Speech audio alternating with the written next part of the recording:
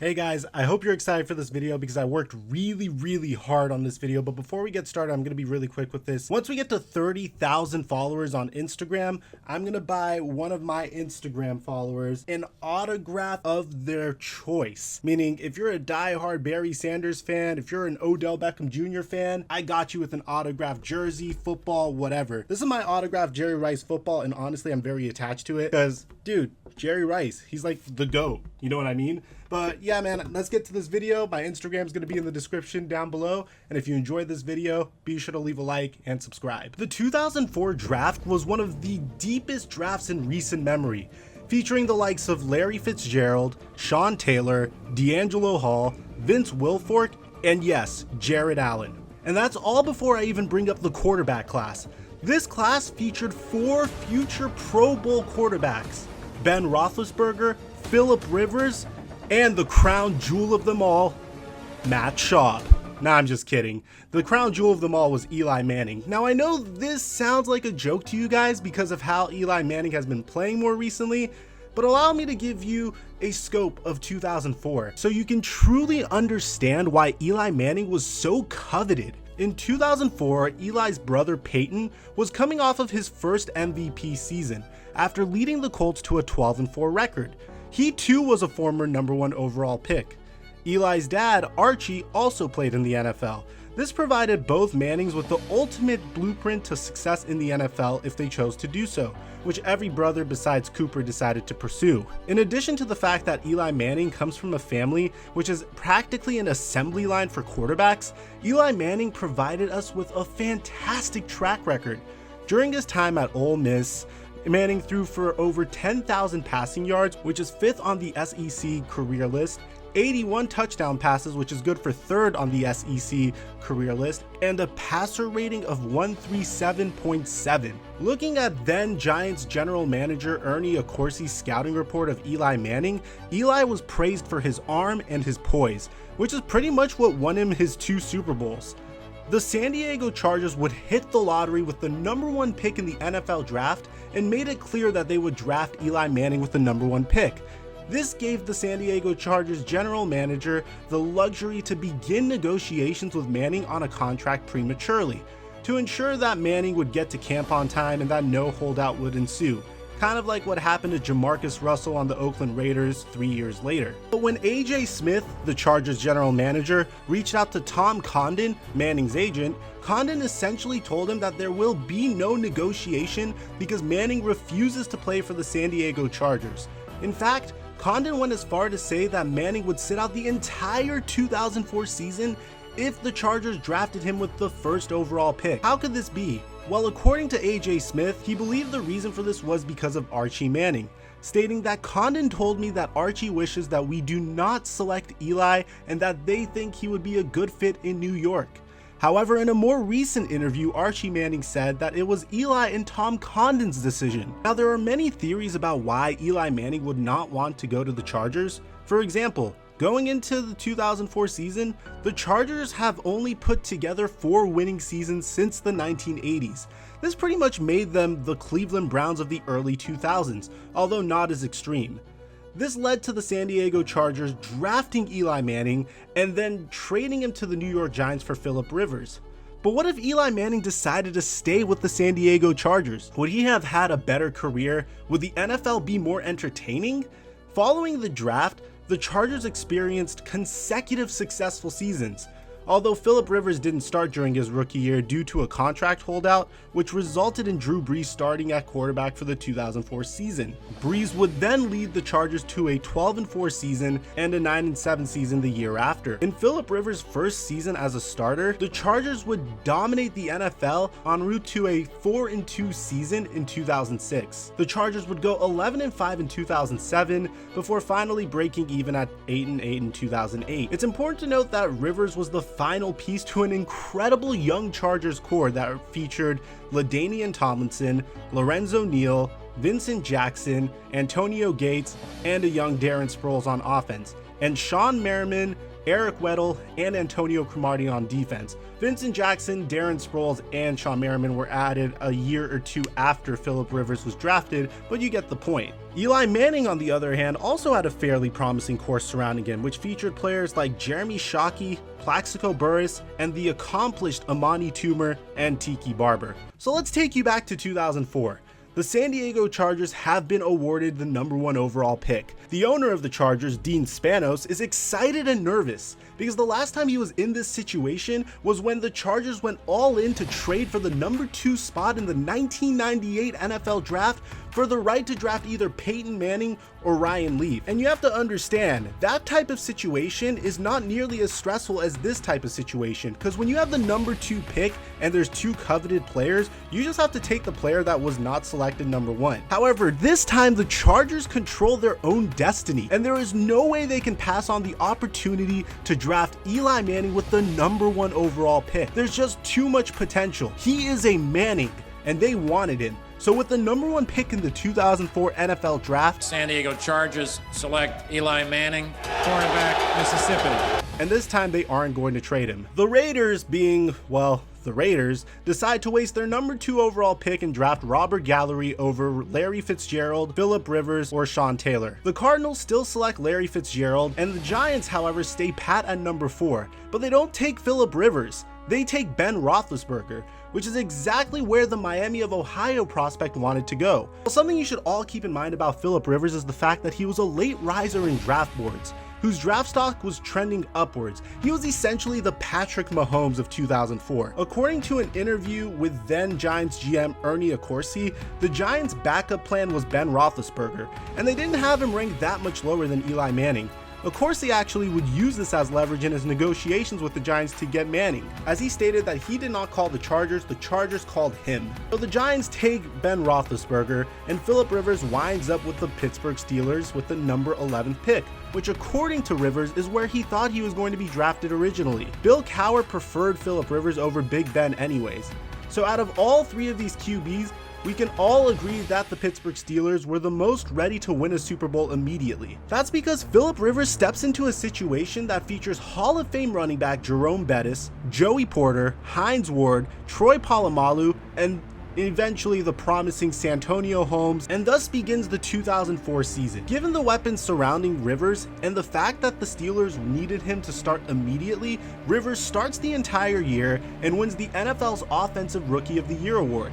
Rivers would throw 20 touchdowns to 12 interceptions to go along with 31 yards in his rookie year, leading the Steelers to a 13-3 record before losing in the conference championship to the eventual Super Bowl champion New England Patriots.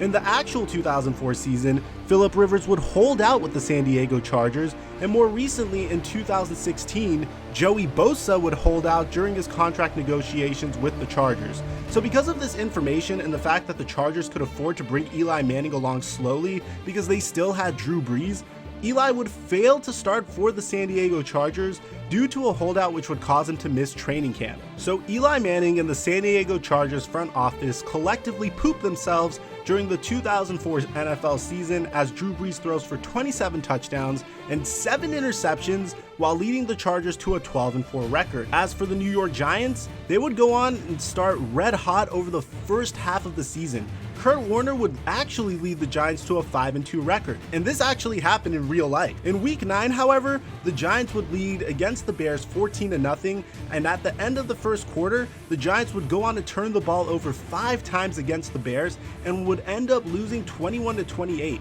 This would result in Tom Coughlin announcing that Roethlisberger is going to be the starter for the Giants in Week 9. Now, during his rookie year, Eli Manning would only win 1 more game for the New York Giants and posted a passer rating of 55.4. Ben Roethlisberger, on the other hand, had a fantastic rookie year for the Steelers and had a passer rating of 98.1. And given the fact that Amani Toomer was coming off of a 1,000-yard receiving season the year prior, when his quarterback was Kerry Collins, it's definitely safe to say that Ben Roethlisberger would form a great tandem with both Amani Toomer and Jeremy Shockey to lead the Giants to a 9-7 record, which is good enough for a playoff berth, where they would lose to Brett Favre's Packers 24-14. Roethlisberger would throw for 200 yards, 1 touchdown, and 3 interceptions in the loss. The 2004 Super Bowl would feature the Patriots and the Eagles, and just like in real life, the Patriots would defeat the Eagles. Now fast forward to the 2005 season and we begin to see the repercussions of Eli Manning deciding to stay in San Diego. The draft is where things get interesting. Since the Eli Manning trade never happened, the Giants never owed the Chargers their draft pick, which would wind up being the 20th pick in the NFL draft in this scenario, which means the Carolina Panthers would draft Shawn Merriman over Thomas Davis. The Chiefs would take Thomas Davis instead of Derrick Johnson, and Derrick Johnson winds up with the New York Giants with the 20th pick in the NFL draft. The Giants would then draft Justin Tuck in the 3rd round, which means going into the 2005 season, the Giants would have a defense that's composed of Derrick Johnson, Justin Tuck, Osi Umenyiora, and Michael Strahan. Now that's just terrifying. I could already imagine the Cowboys, Redskins, and Eagles having nightmares of that pass rush. The Chargers would still take Vincent Jackson at the end of the 2nd round and Darren Sproles at the end of the 4th round. Despite the Steelers improving their draft position modestly, they still had Heath Miller ranked high on their draft boards and select him in the draft. And the 2005 season would begin. The New York Giants would take off in the 2005 season. The additions of Derrick Johnson and Justin Tuck would be felt instantly on the defensive end, while the Giants were a force to be reckoned with on offense, riding Big Ben and the ageless Tiki Barber to a 14-2 record. Ben Roethlisberger would throw for 21 touchdowns and 12 interceptions to go along 3,000 yards, leading the Giants to a 1st-round bye, which is 3 more wins than they would have had if they had Eli Manning instead. Due to the Giants' improved record, the Bears would face the Panthers in the wild card as opposed to the divisional round like they did in reality. And like they did in reality, they would lose. The Giants would beat the Panthers 24-21 on a last-minute field goal to advance to the conference championship, where they meet the Seattle Seahawks for a shootout. Unfortunately, this is where the run would end, as Seattle would beat the Giants due to a crucial Tiki Barber fumble on a potential game-winning drive, and beat the Giants in a thrilling shootout 40-37. Ben Roethlisberger was awesome in this game, throwing for 4 touchdowns, 320 passing yards, but also tossing 2 interceptions. On the other hand, the Pittsburgh Steelers are the real deal. Phillip Rivers looks like one of the league's future cornerstones as he throws for 3,700 yards, 26 touchdowns, and 10 interceptions. The Steelers narrowly beat the Colts, who are led by the league MVP, Peyton Manning. The Steelers are then able to make short work of the Denver Broncos and meet the Seattle Seahawks in the Super Bowl, where they completely manhandled the Seahawks 35-14. The Super Bowl is considered to be one of the most one-sided Super Bowls in history, as Jerome Bettis was able to find the end zone 3 times and Phillip Rivers was able to throw 2 touchdowns. Phillip Rivers wins the Super Bowl in only his 2nd year as a pro quarterback. Now you might be wondering, what happens to the Chargers? Well, given the phenomenal season that Drew Brees had the year before, the Chargers had no choice but to start him and did so in hopes of being able to find a suitable trade partner, but to no avail.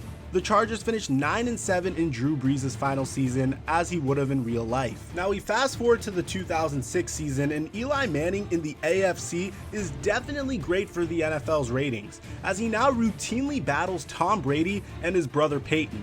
Eli Manning flashes potential with a 3,500-yard season in his first year as the starting quarterback of the Chargers, and throws 24 touchdowns to 10 interceptions. The addition of Vincent Jackson and LaDainian Tomlinson helps Manning lead the Chargers to a 14-2 season. This results in them getting a 1st-round bye. In reality, the Steelers would have an 8-8 season, but in this scenario they actually improved to 11-5 because of the excellent QB play of Phillip Rivers and Willie Parker's 1,500-yard rushing season. The Giants would actually make the playoffs and finish the season with an 8-8 record. The reason for this is because in reality, 2006 was Ben Roethlisberger's worst season as a QB. The Giants would get bounced out of the playoffs by the Philadelphia Eagles in the 1st round. Meanwhile, the Chargers actually would lose to the Patriots in real life in the divisional round. But since this time around they have Eli Manning, he is able to lead a 4th quarter drive to beat the Patriots 31-28. Which means, yes, you guessed it, in Eli Manning's first year as a starter of the San Diego Chargers, we already have a Manning Bowl in the AFC Conference Championship. Unfortunately for Eli, he cannot beat Big Brother Peyton. whose experience pays off in a victory over Eli to take the Colts to the Super Bowl, where they would beat the Chicago Bears. The 2007 NFL season is a season that would forever be remembered as the year that the Patriots almost went undefeated. This year will be significantly different though. Now that Eli Manning has the confidence from his incredible playoff run in only his first year under center for the Chargers, plus the fact that he has an incredible supporting cast and Tom Brady's number, the entire season shakes out completely differently. The Chargers and Patriots become one of the best rivalries in the NFL. The Chargers feature 8 Pro Bowlers, while the Patriots were re-energized from the addition of superstar wide receiver Randy Moss. These two would meet in week 2 of the season and would result in the Patriots manhandling the Chargers in a game that saw the Patriots win 35-24. Now, in the offseason for the Pittsburgh Steelers, their offensive coordinator Ken Wisenhunt would leave to pursue a job with the Cardinals. And ironically, the coach that would replace him in Arizona when he would get fired from that job, Bruce Arians, would be promoted from wide receiver coach to the offensive coordinator. In addition to this, the Steelers brought on Mike Tomlin as their head coach. Philip Rivers and the Steelers have a great season where they make the playoffs, but they lose in the first round against the Jacksonville Jaguars, who at the time were coached by Jack Del Rio and had Dirk Koetter as their offensive coordinator. The Chargers would have another incredible season, finishing 12-4. In reality, the Chargers win their wildcard game against the Tennessee Titans, beat the Indianapolis Colts, then lose to the New England Patriots. In this scenario, I have them beating all 3 of those teams because in reality, Eli Manning beat the Patriots with a far worse team in the Super Bowl in 2007. So defeating them in the AFC Championship when you have 8 Pro Bowlers on your squad is definitely reasonable. The Chargers meet the New York Giants in the Super Bowl in a battle that will give another QB of the 2004 draft class a championship. When you look at these stats, the Giants were ranked 12th in offense and 28th in defense that year. In this scenario, I'm going to bump them up to a 8th in total offense because Ben Roethlisberger played incredibly in 2007. So in this scenario, we're also going to assume he has it figured out in his 4th year.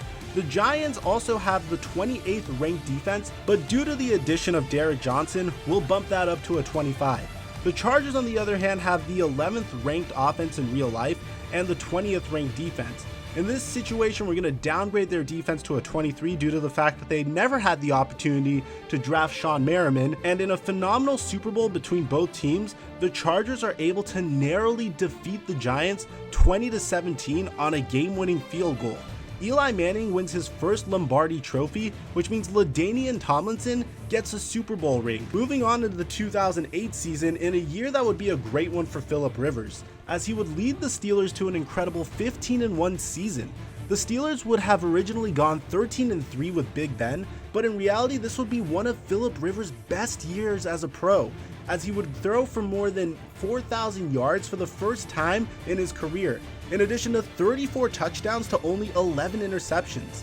The Steelers would beat Eli Manning's Chargers in the divisional round and then make it all the way to the Super Bowl to meet Ben Roethlisberger's Giants, who was able to easily beat out his former mentor, which is Kurt Warner and the Arizona Cardinals, to make it to the Super Bowl.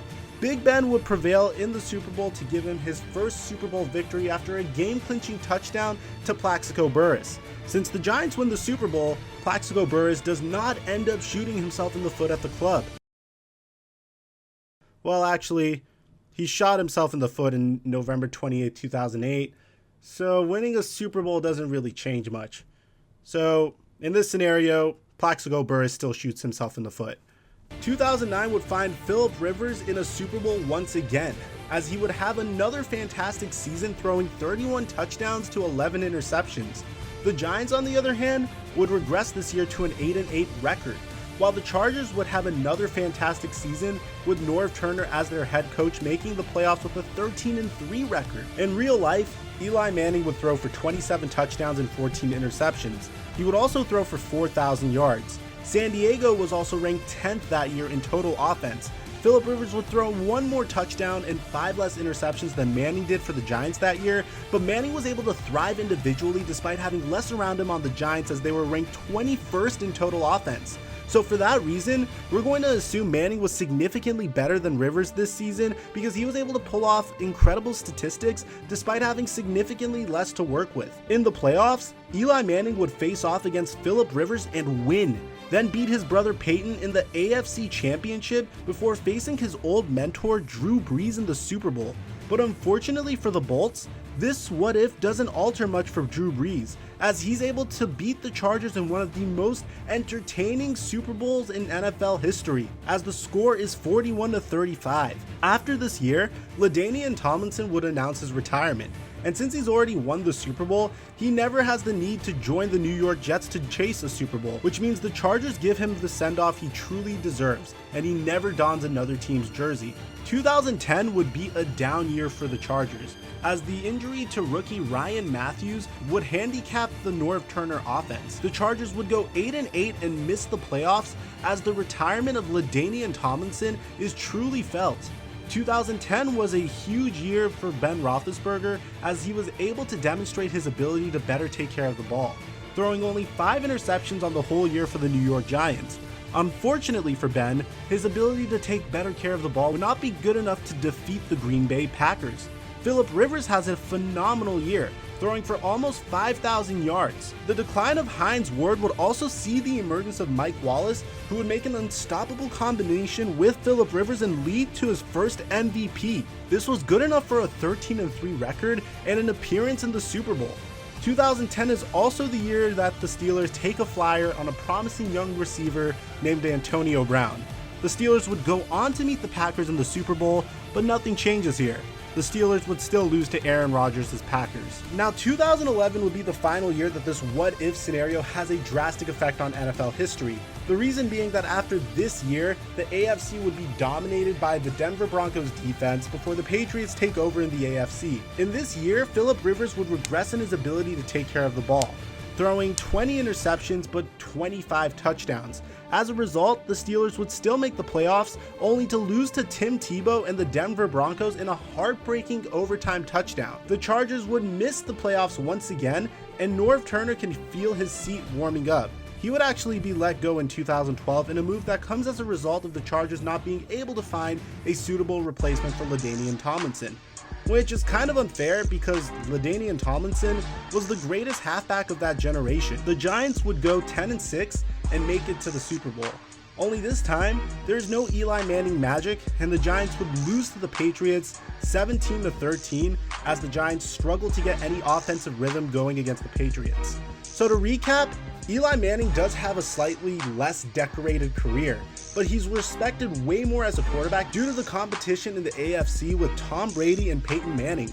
LaDainian Tomlinson, Vincent Jackson, and the Chargers win a Super Bowl, which may lead to more front office stability, and who knows, maybe the Chargers would still be in San Diego, although I'm not going that far to suggest that, I'm saying it's a possibility. Philip Rivers wins a championship, and Ben Roethlisberger wins one less championship. So at the end of the day, individually for Ben Roethlisberger and Eli Manning, the original scenario is better. But for LaDainian Tomlinson and the Chargers, Philip Rivers, and us as NFL fans, I would have to say that the what if would have been better. Imagine seeing the Manning Bowl consistently, or even in the AFC Championship. That would have been awesome. Now guys, if you enjoyed this what if video, please be sure to leave a like. I had to try to make a video like this after seeing your response to my Drew Bledsoe what if. Now, if you guys didn't check that out, I'm going to leave it in an annotation or in the description down below. But if you have any other what if scenarios that you would like to see me do, let me know in the comment section. Besides that, I'm your boy, TheFlightMike. I'll see you guys in the next video.